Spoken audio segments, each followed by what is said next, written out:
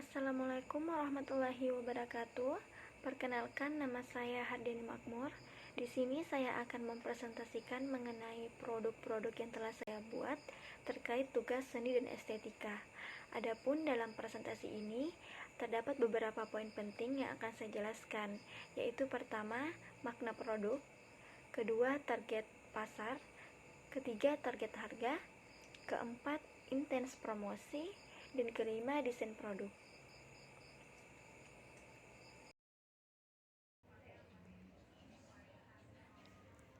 Makrame adalah bentuk seni kerajinan simpul menyimpul dengan menggarap rantaian benang awal dan akhir suatu hasil tenunan.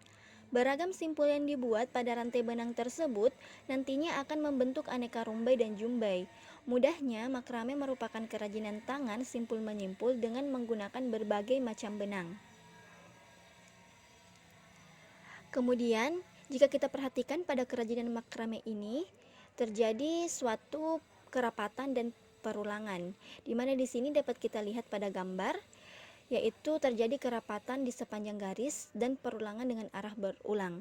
Adapun di sini dapat kita lihat contoh gambarnya dari kerajinan, di mana juga terdapat ilustrasi dari bentuk tersebut, di mana di sini terjadi kerapatan di sepanjang garis karena adanya atau terjadinya suatu kerapatan dalam suatu bidang garis lurus, sehingga dikatakanlah sebagai kerapatan di sepanjang garis. Sedangkan untuk perulangan dengan arah berulang ini terjadi karena adanya suatu perulangan bentuk di mana bentuknya itu berulang dengan satu arah saja, sehinggalah disebut sebagai perulangan dengan arah berulang.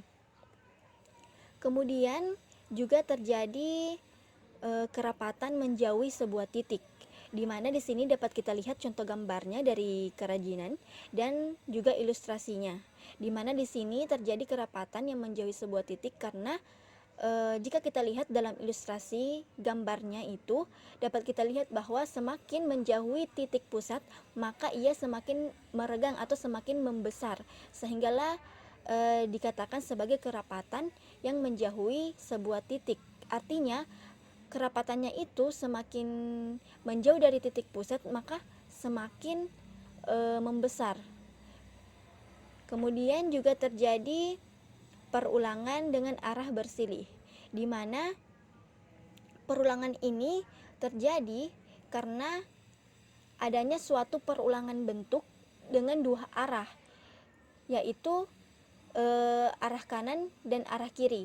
Di sini terjadi perulangan dari arah kanan ke arah kiri sehingga disebutlah perulangan dengan arah bersilih. Kemudian lampu tidur. Lampu tidur adalah sebuah lampu yang biasanya dibuat bercahaya remang-remang. Untuk mereka yang memang tidak bisa tidur dalam keadaan gelap gulita, tentunya lampu ini sangat berguna. Cahayanya tidak terlampau terang sehingga membuat mata lebih rileks.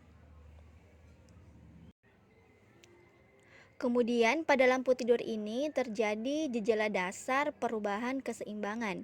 Gejala dasar sendiri paling sering dipakai dalam racana perulangan.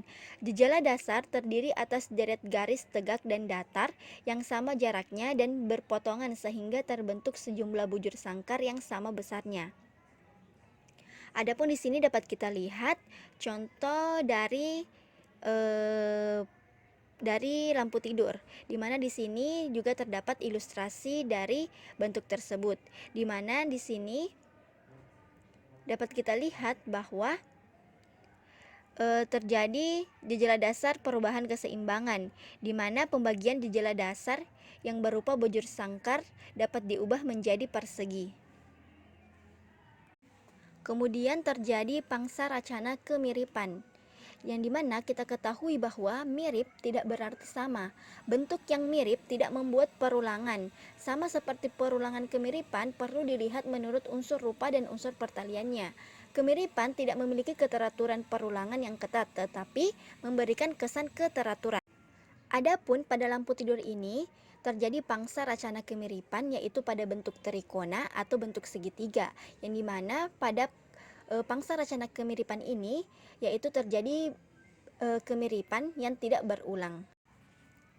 Kemudian terjadi penumpukan lapisan lanjar, yang dimana dapat kita lihat di sini contoh penerapannya pada lampu tidur, dan kemudian juga terdapat beberapa gambar ilustrasi, yang dimana menumpuk lapisan lanjar ini adalah pada rangka lanjar. Jika semua batang rusuknya kita buang, maka hanya tertinggal bingkai atas dan bawahnya saja, yang dimana kemudian dianggap sebagai dua lapisan lanjar, yang dimana pada dua lapisan lanjar ini apabila diantaranya kita sisipkan sejumlah lapisan lain sehingga terbentuk raut yang sama seperti rangka lanjar asalnya, yang dimana kemudian disebutlah sebagai menumpuk lapisan lanjar.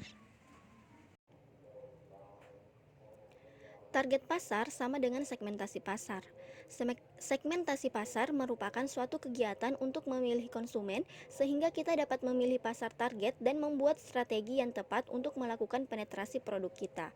Tujuannya adalah pertama, memudahkan kita untuk membuat kategori pasar, kedua, dapat membuat pelayanan yang baik, ketiga, penawaran lebih terarah, dan keempat, rencana bisnis lebih terarah. Adapun target pasar dalam produk ini adalah pada wanita remaja dan dewasa pada kalangan usia 18 sampai dengan 35 tahun. Mengapa saya memilih target pasarnya pada kalangan tersebut? Yaitu karena pada kalangan ini lebih aktif dalam menggunakan smartphone. Selain itu, pada kalangan usia ini pun juga dianggap lebih tertarik terhadap hal-hal seperti kerajinan. Selain itu, tidak adanya konsumen pria dalam target pasar karena konsumen pria dianggap tidak memiliki atau sedikit ketertarikannya pada hal-hal seperti produk yang diperjualbelikan ini. Target harga adalah proses menghitung daya saing pasar dan menambahkan margin keuntungan standar pada harga eceran sehingga perusahaan dapat memperkirakan biaya maksimum produk baru. Adapun tujuannya yaitu untuk merencanakan, merancang, dan mengelola sumber daya Anda untuk menurunkan biaya yang berfokus pada kondisi pasar dan persaingan. Adapun pada produk ini, target harga yang saya tentukan adalah Rp30.000 dan Rp45.000. Mengapa saya menentukan target harganya seperti itu?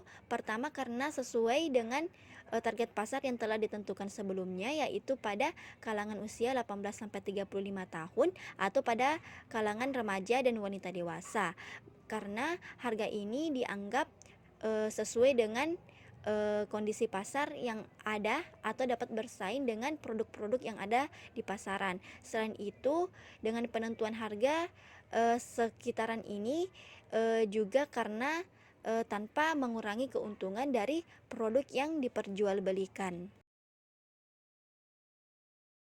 Dalam mempromosikan produk yang telah saya buat ini, saya menggunakan sosial media yaitu IG Shop atau All Shop, di mana dalam IG Shop tersebut saya menamakan akun dari All Shop saya adalah Kriya Shop. Makna logo. Di sini dapat kita lihat gambar dari logonya, yang dimana maknanya adalah pertama, penggunaan kata kriya yang berasal dari bahasa Sanskerta yang artinya adalah tangan, dan shop yang berasal dari bahasa Inggris yang artinya adalah toko. Sehingga maksudnya adalah Kriya Shop ini adalah suatu toko all shop yang dimana ia memperjualbelikan suatu produk yang terbuat dari kerajinan tangan, yang dimana di sini di logonya diberikanlah gambar sebuah tangan yang menandakan sebagai kerajinan tangan. Kemudian kedua adalah penggunaan warna pastel yang melambangkan suasana yang nyaman, lembut, dan tentram.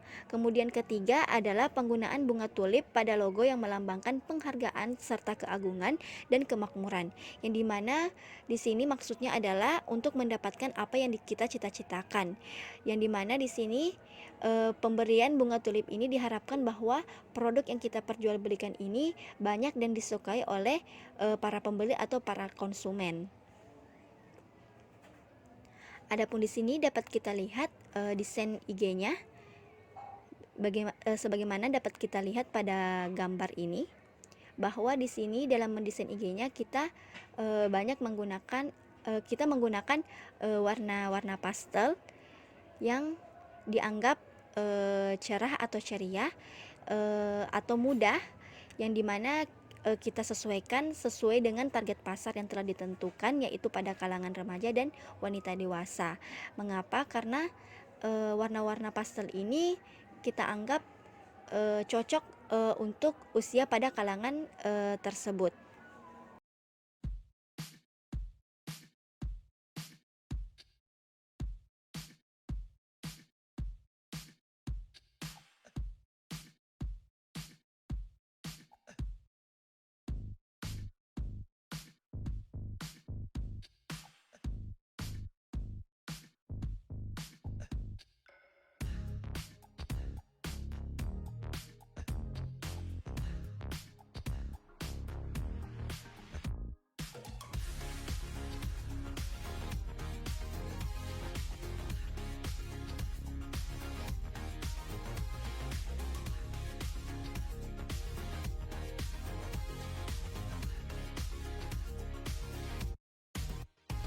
Sekian yang dapat saya sampaikan, kurang dan lebihnya mohon dimaafkan.